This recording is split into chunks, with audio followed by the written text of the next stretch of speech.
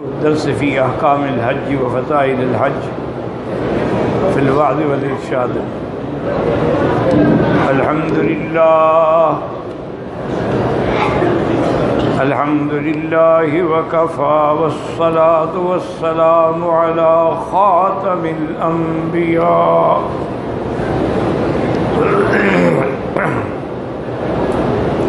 والصلاة والسلام على خاتم الأنبياء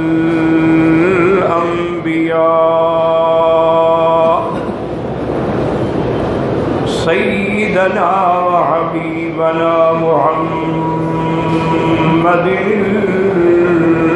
المصطفى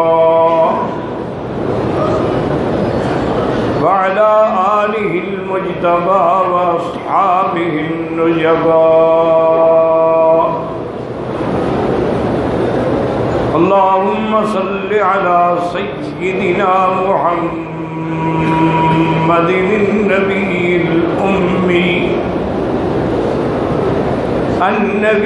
الأمي الهاشمي وعلى آله وأصحابه نجوم الهدى. أما بعد فقد قال الله تبارك وتعالى في القرآن المجيد والفرقان الحميد: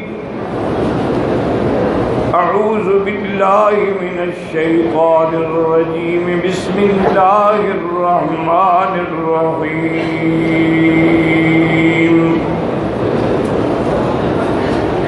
فلما بلغ معه السعي قال يا بني إني أرى في المنام أني أذبحك فانظر ماذا ترى. قال يا أبت افعل ما تؤمر ستجدني إن شاء الله من الصابرين.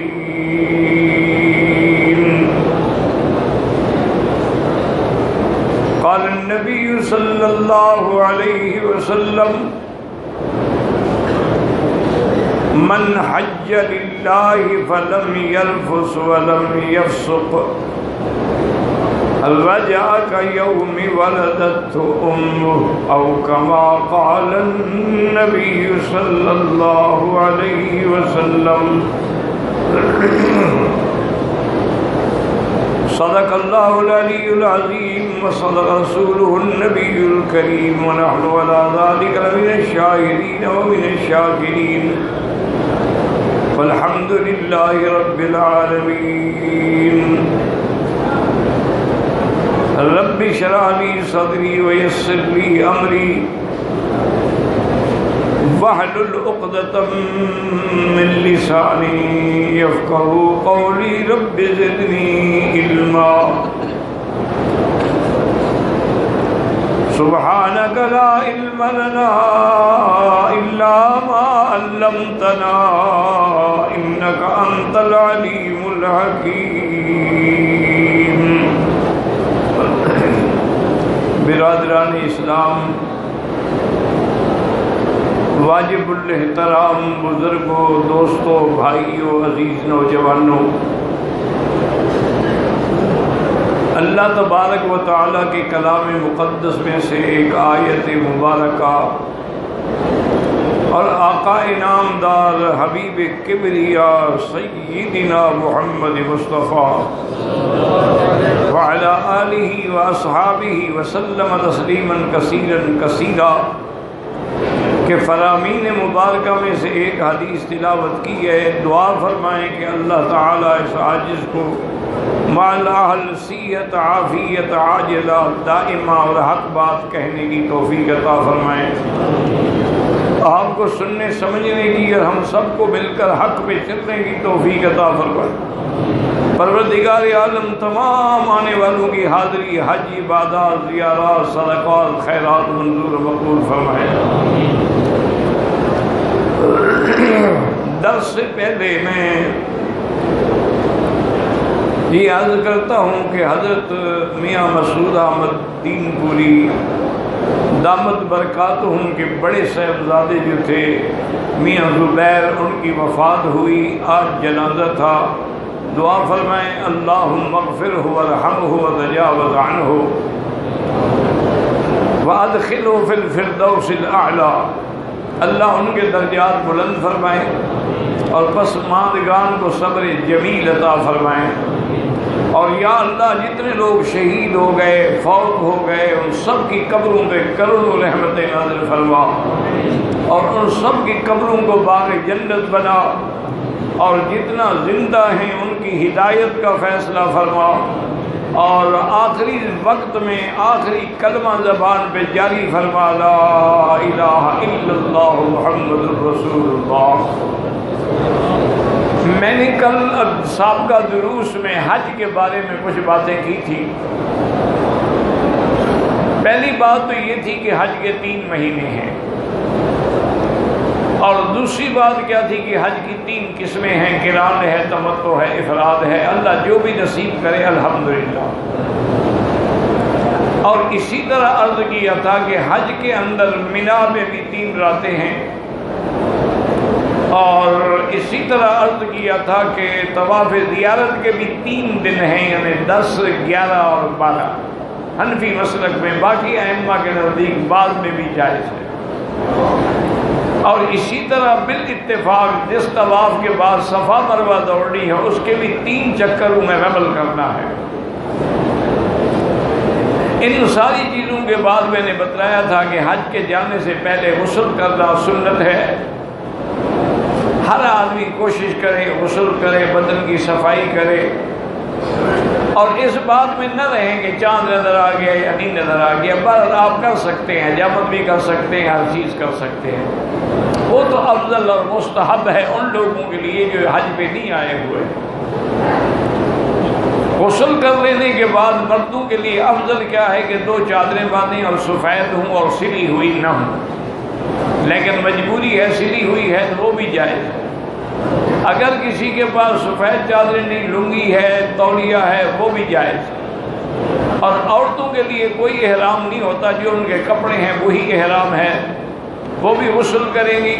حتیٰ کہ حیض والی عورت ہے، نفاس والی، اس کو بھی غسل کرنا ہوگا، لیکن وہ نماز نہیں پڑھے گی، طواف نہیں کرے گی، صرف غسل کرنے کے بعد نیت کر لے گی کہ لبیک بحجۃ لبیک اللہم لبیک لبیک لا شریک لک لبیک۔ اور یہ بھی میں نے عرض کر دیا تھا کہ حیض میں ہو یا نفاس میں، وہ منا بھی جا سکتی ہے، عرفات بھی جا سکتی ہے، مزدلفہ بھی جا سکتی ہے، پھر منا میں آ کے کنکریاں بھی مار سکتی ہے، قربانی بھی کروا سکتی ہے، اپنے بال بھی کاٹ سکتی ہے، وہ احرام سے فارغ ہو جائے گی، صرف طواف اور صفا مروہ نہیں دوڑ سکتی، کیونکہ صفا مروہ ہوتی ہے طواف کے بعد، تو جب طواف نہیں کر سکتی تو صفا مروہ بھی نہیں دوڑ سکتی۔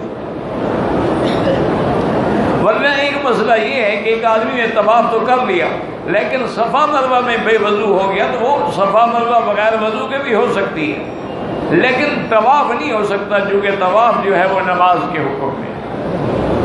اور اس کے بعد میں نے عرض کیا تھا کہ انشاءاللہ ثم انشاءاللہ سنت کے مطابق 8 تاریخ کو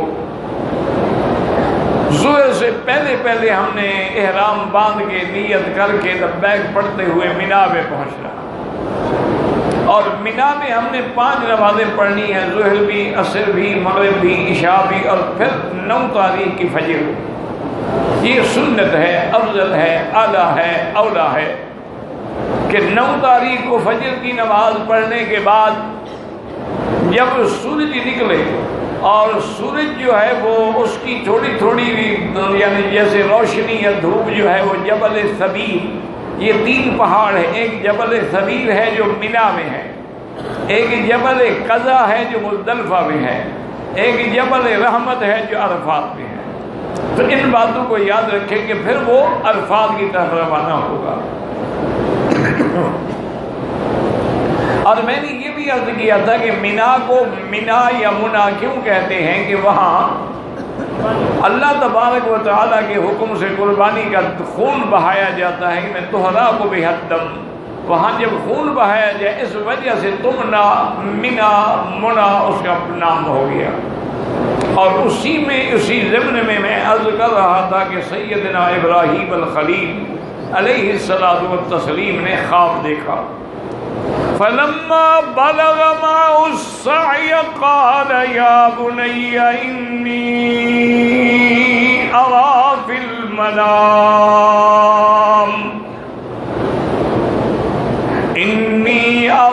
في المنام أني أذبحك فانظر ماذا ترى قال يا أبت افعل ما تؤمر ستجدني إن شاء الله من الصابرين۔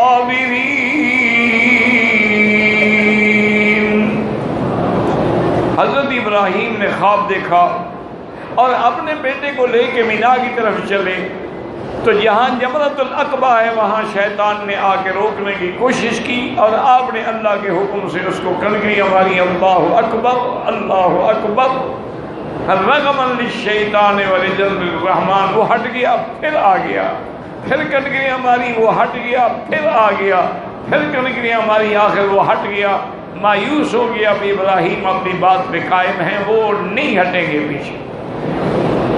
تو یہ جو جمرات ہیں یہ بھی سنت ابراہیم ہے، اللہ تبارک و تعالی نے اس کو قیامت تک کے لیے زندہ رکھا ہے۔ اور اسی لیے ایک مسئلہ سمجھ لیں کہ اصل ہوتا ہے اللہ جب شان دیتے ہیں وہ عمل باقی رہنا چاہیے، یعنی حضرت ابراہیم نے کنکریاں ماری وہ عمل باقی رہنا چاہیے۔ اسماعیل نے صفا اور مروہ کے درمیان دوڑ لگائی وہ عمل باقی رہنا چاہیے۔ اسلام کسی کو میلاد کا حکم نہیں دیتا، وہ کسی کو میلاد منانے کا حکم نہیں دیتا، وہ کہتے ہیں کہ حضور کا عمل اور اسوہ اور اقتداء جو ہے وہ باقی رہے قیامت تک۔ اب جب مینا میں پہنچ گئے، مسجد خیف کے قریب جگہ ہے جہاں آپ پہنچے ہیں، اور مسجد خیف سے قریب ہی ایک جگہ ہے جس کا نام زب ہے۔ سنت یہی ہے کہ عرفات جانے والے اسی راستے کو اختیار کریں، لیکن اپنے بس میں نہیں ہے، پیدل چلنے والے کر سکتے ہیں ورنہ کوئی نہیں کر سکتا۔ اور اسی میں یہ بھی سمجھ لیں کہ ہر آدمی کا خواب صحیح بھی ہو سکتا ہے غلط بھی ہو سکتا ہے، لیکن انبیاء کے خواب جو ہیں وہ وحی ہوتی ہیں، وہ ایسا ہے جیسے اللہ کی وحی ہوتی ہے۔ اسی لیے حضرت اسماعیل نے کہا کہ یا ابت افعل ما تؤمر، ابا جان آپ وہ کریں جو آپ کو اللہ نے حکم دیا ہے۔ وہ سمجھتے تھے کہ میرے ابے کا خواب جو ہے یہ خواب نہیں وحی ہے، اللہ کا حکم ہے۔ جیسا کہ سیدنا یوسف علیہ السلام نے بھی خواب دیکھا تھا، انی رأیت احد عشر کوکبا والشمس والقمر رأیتهم لی ساجدین۔ انہوں نے اپنے ابا سے کہا کہ ابا جان میں نے خواب دیکھا ہے کہ 11 ستارے ہیں، سورج ہے، چاند ہے، سب مجھے سجدہ کر رہے ہیں۔ ابا عالم بھی تھے اور نبی بھی تھے یعقوب علیہ السلام۔ فرمایا یا بنی لا تقصص رؤیاک علی اخوتک، فرمایا بیٹا بھائیوں کو نہ بتانا یہ خواب، چونکہ آپ جانتے تھے کہ یہ خواب ایک بہت بڑی عظمت کی دلیل ہے۔ اور ان ستاروں سے مراد، حالانکہ ستارے اور چاند سورج سے مراد کیا تھا؟ ستاروں سے مراد آپ کے بھائی تھے اور چاند سورج سے مراد آپ کی اماں اور ابا تھے۔ اسی لیے جب واپس آپ تشریف لے آئے، مصر میں پہنچ گئے اور حضرت یوسف علیہ السلام نے استقبال کیا اور ان کو اونچی مقامات پہ آ کے اپنے ساتھ تخت پہ بٹھایا تو ان سب نے سجدہ کیا۔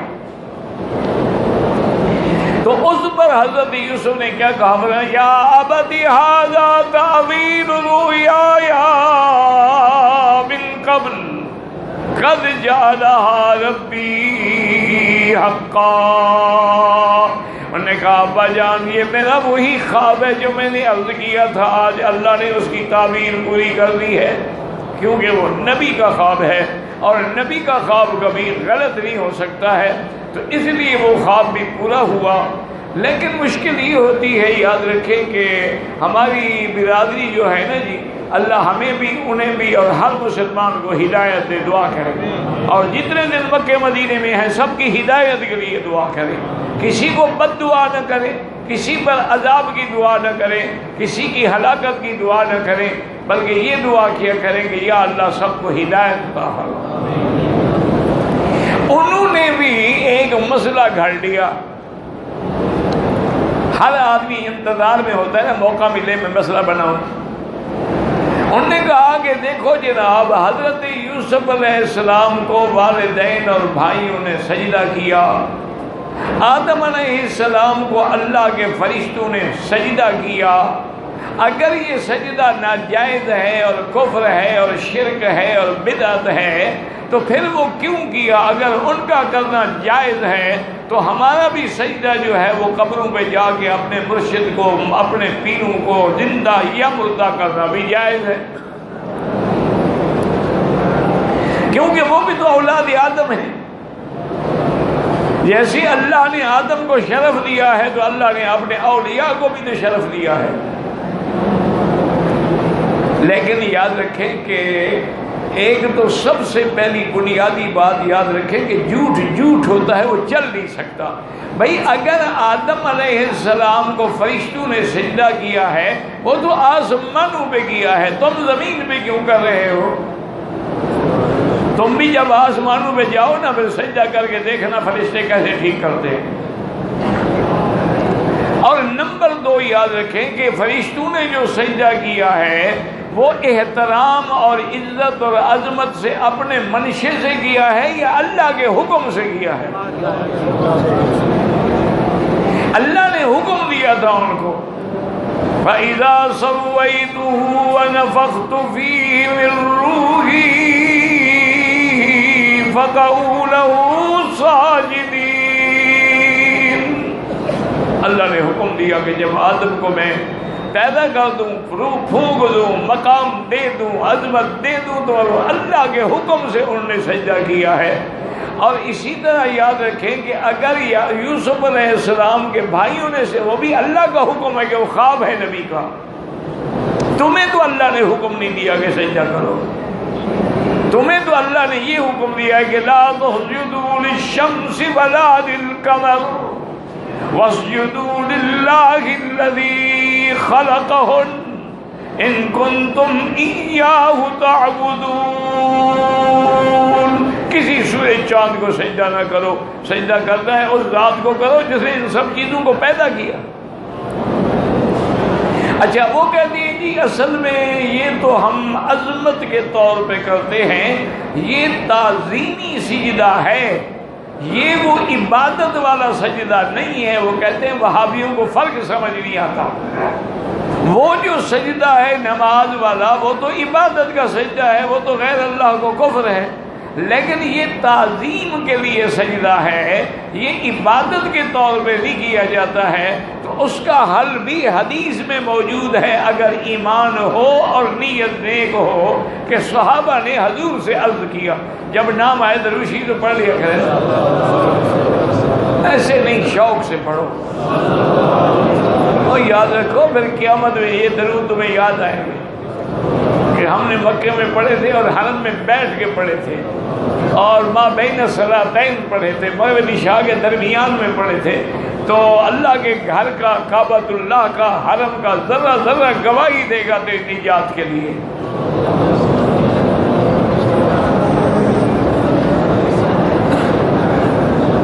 اب یاد رکھیں کہ صحابہ نے حضور کو عرض کیا کہ یا رسول اللہ صلی اللہ علیہ وسلم، ہم نے دیکھا ہے کہ قیصر ہے، کسریٰ ہے، روم ہے، فرائنہ ہیں، نجاشی ہیں، طبابیہ ہیں، یہ جتنے بادشاہ ہیں لوگ ان کو جا کے سجدہ کرتے ہیں اور پھر ہاتھ باندھ کے تعظیم کے طور پہ کھڑے ہو جاتے ہیں۔ تو آپ تو ہمارے دین کے بھی بادشاہ ہیں اور دنیا کے بھی بادشاہ ہیں اور امام الانبیاء ہیں اور سید الانبیاء ہیں اور سید الاولین والآخرین ہیں. آپ سے زیادہ تعظیم کا مستحق کون ہو سکتا ہے؟ لہذا ہمیں اجازت دے کہ ہم آپ کو سجدہ کیا کریں. وہ تعظیم والے سجدے کا پوچھ رہے تھے، عبادت والے سجدے کا نہیں پوچھ رہے تھے. حضور نے فرمایا کہ یاد رکھو، اگر کسی کو سجدہ کرنا جائز ہوتا تو میں بیوی کو حکم دیتا کہ اپنے شوہر کو سجدہ کرے، کہ اس کے حقوق اتنے زیادہ ہیں کہ اگر اجازت ہوتی لیکن اس کو بھی اجازت نہیں ہے.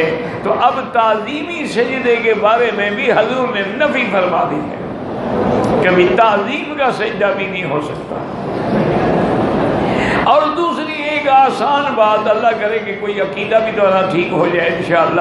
اب دیکھو نا، مثال کے طور پر جب سورج نکل رہا ہو نماز پڑھنا جائز ہے یا نہ جائز؟ ہاں جی، کیوں؟ وجہ کیا ہے؟ حضور نے فرمایا تطلع بین قرنی الشیطان، شیطان آگے آگے کھڑا ہو جاتا ہے، خوش ہوتا ہے کہ یہ لوگ مجھے سجدہ کر رہے ہیں. تو اگر ہم سجدہ کرتے، ہم تو اللہ کو کرتے، لیکن اس وقت کی بنا پر تشابہ بن جاتا ان کے ساتھ، اللہ نے اس سے بھی منع کر دیا. یعنی جس چیز میں تھوڑا سا شبہ پڑتا ہو اس سے بھی اللہ نے منع کر دیا کہ اس وقت میری نماز بھی نہ پڑھو، مجھے بھی سجدہ نہ کرو. عین سورج سر پہ ہو منع ہے، غروب ہو رہا ہے منع ہے، تاکہ تشبہ نہ ہو جائے ان کے ساتھ. حتیٰ کہ حضور نے جب تشریف لائے مدینہ منورہ میں، محرم کا مہینہ تھا، آپ نے دیکھا کہ یہودیوں نے یوم عاشوراء 10 تاریخ کا روزہ رکھا ہوا. حضور نے فرمایا یہودیوں کے علماء کو بلا کے یہ روزہ کیوں رکھتے ہو؟ انہوں نے کہا حضور یہ روزہ اس لیے رکھتے ہیں کہ اسی دن اللہ نے فرعون کو غرق کر دیا اور موسیٰ علیہ السلام کو بما اپنی قوم کے دریا سے نجات دے دی. اس شکر میں ہم اللہ کا روزہ رکھتے ہیں. تو حضور نے فرمایا کہ نحن اولیٰ بکم بموسیٰ، ہمارا تعلق تو تم سے زیادہ ہے موسیٰ علیہ السلام کے ساتھ. ہم تو موسیٰ کو نبی مانتے ہیں، کلیم اللہ مانتے ہیں. یہ تو تم بدبخت ہو کہ موسیٰ علیہ السلام کے کہنے کے باوجود میری نبوت کا انکار کرتے ہو. لہذا حضور نے حکم دیا اپنے صحابہ کو کہ سومو، کہ تم ایسا کرو کہ عاشوراء کا روزہ رکھا کرو، لیکن سومو یومن قبلہ او بعدہ، یا ایک دن پہلے بھی رکھو 9 اور 10، یا ایک دن بعد میں بھی رکھو 10 اور 11، تاکہ یہودیوں سے تشابہ نہ بن جائے. تو ہر وہ عبادت جس میں شبہ ہوتا ہو اس سے بھی اسلام نے ہمیں منع کر دیا. اب سیدنا ابراہیم علیہ السلام جب میدان میں پہنچ گئے اور اپنے بیٹے کو خواب بتلا دیا تو انہوں نے بھی کہا کہ ابا جان جو اللہ کا حکم ہے آپ کریں، اللہ پاک سے امید ہے کہ آپ مجھے صبر کرنے والوں میں پائیں گے. اب حضرت ابراہیم علیہ السلام نے اپنے بیٹے کو لٹایا. فلما اسلما وتلوا علی الجبین. یاد رکھیں یہ لوگ کچھ قصے بناتے ہیں کہ حضرت اسماعیل نے کہا کہ مجھے اونھا لٹا دیں تاکہ میرے چہرے پہ آپ کی نظر نہ پڑے. یہ غلط باتیں ہیں. قرآن ہے تلوا علی الجبین، یا بعض نے کہا جبین سے مراد پیشانی ہے. اور حضرت ابراہیم علیہ السلام نے چھری پکڑی اور چلانے کے لیے آپ نے کوشش کی لیکن چھری نہیں چلی. حضرت ابراہیم علیہ السلام غصے میں آئے کہ چھری کیوں نہیں چلتی ہے، اور آپ نے دوبارہ چلائی نہیں چلی، 12 چلائی نہیں چلی. جب آپ زیادہ غصے میں آئے تو مفسرین نے لکھا ہے کہ وہاں سے آواز آئی. چھری نے کہا کہ ابراہیم تم مجھے کہتے ہو چل اور اللہ حکم دیتا ہے کہ نہ چل، میں کیسے چل سکتی ہوں؟ اللہ تبارک و تعالیٰ نے سیدنا ابراہیم علیہ السلام کے اس خواب کو اور اس قربانی کو ایسے منظور فرمایا وَنَادَيْنَاهُ أَن يَا إِبْرَاهِيمُ قَدْ صَدَّقْتَ الرُّؤْيَا إِنَّا كَذَلِكَ نَجْزِي الْمُحْسِنِينَ ابراہیم تم نے خواب سچا کر دیا ہے اور ہم بدلہ دیتے ہیں اپنے محسنین کو، اپنے قربانی کرنے والوں کو۔ اللہ نے حکم دیا جبرائیل جلدی کرو، جنت سے ایک میڈا لے جاؤ اور جا کے نیچے لٹا دو تاکہ ابراہیم کی چھری بھی چل جائے اور قربانی بھی ہو جائے، خواب بھی سچا ہو جائے۔ فرمایا وَفَدَيْنَاهُ بِالذِّبْحٍ عَظِيمٍ، تو وہ قربانی جو ہے سنت بن گئی۔ صحابہ نے پوچھا کہ مل اضحیۃ یا رسول اللہ، قربانی کیا ہے؟ فرمایا سنت ابیکم ابراہیم، تمہارے ابا ابراہیم کی سنت ہے۔ اور یاد رکھو یہ ایسا عمل ہے کہ باقاعدہ احادیث میں موجود ہے کہ جب آدمی خالص قربانی کرتا ہے اور اللہ کے لیے کرتا ہے، چھری چلاتا ہے، ابھی اس کا خون زمین پہ نہیں گرتا کہ اللہ سارے گناہ معاف کر دیتے ہیں۔ اچھا، اور یہاں ایک مسئلہ سمجھ لو کہ بھی ہمارے گناہ جو ہیں وہ تو عرفات میں معاف ہو گئے، مزدلفہ میں بھی معاف ہو گئے، پھر قربانی کے وقت کیا معاف ہوتے ہیں؟ بات سمجھے؟ اس کی وجہ یہ ہے کہ اگر گناہ ہوں تو معاف ہو جاتے ہیں اور گناہ نہ ہوں تو اللہ درجات کو بلند کر دیتے ہیں۔ بھی اگر بندے کے گناہ ہیں وہ معاف ہو گئے اور گناہ ہے ہی نہیں ہے تو اللہ اس کے درجات کو بلند فرما دیتی ہے۔ تو انشاءاللہ العزیز 8 تاریخ کو ہم منا جائیں گے اور 9 تاریخ کی صبح کو جب سورج نکلے اور ہلکی ہلکی دھوپ پھیلے تو ہم کہاں چلیں گے؟ ہاں جی، اچھا یہ مسئلہ بھی یاد رکھ لیں، بعض لوگوں کو غلط فہمی ہے کہ عرفات جو ہے وہ میدان قیامت ہے، یہ بالکل غلط ہے۔ یعنی عرفات قیامت کا نمونہ تو ہے لیکن میدان قیامت نہیں ہے، میدان قیامت شام ہوگا۔ بیت المقدس اللہ کی شان ہے، معراج بھی وہیں سے ہوا ہے اور قیامت کا میدان بھی وہی بنے گا۔ اور عرفات جو ہے یہ ایک نمونہ ہے کہ ساری دنیا آج اللہ تعالیٰ کے حکم پر اس میدان میں کھڑی ہے۔ اور یاد رکھیں کہ عرفات میں ایک وادی ہے، اس کا نام وادی ارنا ہے، اچھی طرح یاد رکھ لیں۔ وادی ارنا وہ ہے جس میں مسجد کی اگر مغرب والی دیوار کو گرائیں تو وہ وادی ارنا میں پڑے گی، اس میں بیٹھنا جائز نہیں ہے، وہ عرفات نہیں ہے۔ بہت سارے لوگ مسجد میں بیٹھے رہتے ہیں، ان کو دیکھنا چاہیے بورڈ لگے ہوئے ہیں کہ یہ ادھر ارنا ہے، ادھر عرفات ہے۔ تو بہرحال اگر وہ بیٹھ بھی جائیں، نمازیں پڑھ لیں، اس کے بعد فوراً نکل کے جبل رحمت کی طرف یعنی عرفات کے حدود میں داخل ہو جائیں۔ عرفات کے اندر جو ہے ہم نے 2 نمازیں پڑھنی، ایک ظہر پڑھنی ہے اور ایک عصر پڑھنی ہے، اور وہ دونوں جمع بھی ہوں گی اور جمع بھی تقدیم ہوں گی، یعنی ظہر کے وقت کے بعد فوراً عصر ہو جائے گی۔ پہلی بات تو یہ ہے کہ حاجی صاحبان مہربانی کر کے کسی اختلاف میں نہ پڑھیں، وہاں قصر پڑھیں، الحمدللہ سب جائز ہے، کوئی منع نہیں ہے۔ بلکہ بعض علماء احناف نے تو یہ بھی لکھا ہے کہ اگر مکے میں رہنے والا ہے، مقیم ہے، رمضان سے آیا ہے، وہ بھی قصر پڑھ لیں تو جائز ہے۔ اس لیے جھگڑوں میں نہ پڑے، اختلافات میں نہ پڑے۔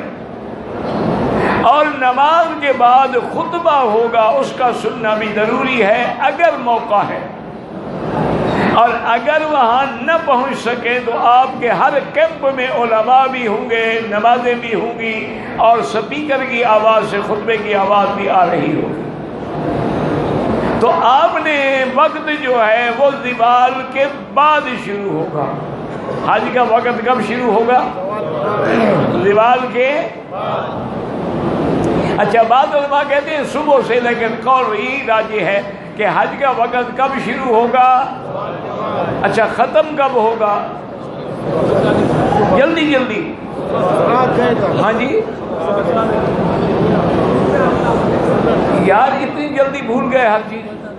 بھائی زوال کے بعد عرفات کا وقت شروع ہوگا. جو عرفات میں ہیں وہ مغرب سے پہلے وہاں سے نہ نکلیں، ورنہ حج کا وقت جو ہے ساری رات صبح صادق تک ہے. یعنی اگر کوئی آدمی عشاء کے بعد بھی چلا گیا حاجی ہے، آدھی رات کو بھی چلا گیا حاجی ہے، صبح صادق سے پہلے چلا گیا وہ حاجی ہے. اب یاد رکھ رہے ہیں حج کا وقت کب شروع ہوگا اور ختم کب ہوگا. جو حاجی عرفات میں ہیں وہ وہاں سے کب نکلیں گے؟ ہاں جی، نماز مغرب پڑھ کے نکلیں گے یا بغیر نماز کے؟ اب دیکھو وقت بھی ہو گیا، سورج بھی ڈوب گیا، لیکن ہم نماز کیوں نہیں پڑھتے؟ ہاں جی، کہ حضور پاک نے نماز نہیں پڑھی ہے تو میلاد کا حکم دیا ہے. اہل بیت یا صحابہ نے میلاد بنایا ہے. اللہ فرماتے ہیں میرے نبی کے نمونے پہ چلو. اب مغرب اور عشاء ہمیں حکم ہے کہاں پڑھنی ہے؟ کہاں پڑھیں گے؟ اچھا، وقت نکل گیا، لیکن اللہ فرماتے ہیں بندے نماز بھی میری، رات بھی میری، زمانہ بھی میرا. تم نماز پڑھو گے میں ادا لکھوں گا، قضا نہیں لکھوں گا. وہ تو اب مغرب تک ہم نے کہاں رہنا ہے بھائی؟ 9 تاریخ کو مغرب تک کہاں رہنا ہے؟ اچھا، ایک بات یاد رکھ لیں کہ سارے حج کا خلاصہ جو ہے وہ عرفات ہے. اگر کوئی آدمی بے ہوش ہو گیا، اس کو اٹھا کے وہاں رکھ دیا، وہ بھی حاجی ہو جاتا. کوئی آدمی بھولے سے احرام باندھے ہوئے عرفات ڈھونڈتے ڈھونڈتے عرفات سے اتفاقاً نکل گیا، وہ بھی حاجی ہو گئے. اب یہ ہے کہ آپ کوشش یہ کریں گے کہ جتنا ہو سکے کھڑے ہو کر اللہ تعالیٰ سے عاجزی سے گر گرا کے لمبی لمبی دعائیں مانگیں. عربی والی مانگیں، اپنی زبان میں مانگیں، بار بار مانگیں. اول آخر درود شریف پڑھیں اور ہر وقفے کے بعد لبیک پڑھتے رہیں، تاکہ آپ کا سارا وقت جو ہے وہ دعاؤں میں گزرے، کھانے وانے میں نہ گزرے. اچھا، انسان ہے نا، اسی لیے علماء نے لکھا ہے کہ کھانا تم نماز سے پہلے کھا لو، تاکہ کھانے سے فارغ ہو کے پھر آدمی عبادت میں لگے، پھر کھانے کی طرف خیال نہ ہو. اور جتنے دفعہ موقع ملے پڑھیں گے لبیک اللہم